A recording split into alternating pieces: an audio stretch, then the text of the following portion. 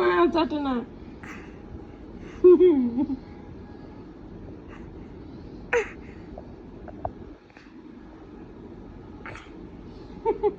কয় মিনিটে সিজিটা বের করে দিচ্ছে দেখি পুরো মা কালীটা বেরিয়েছে তো গরমে যে গরম লাগে না তো সময় বের করতে লাগে নাকি থুত মাছাটার চেষ্টা করে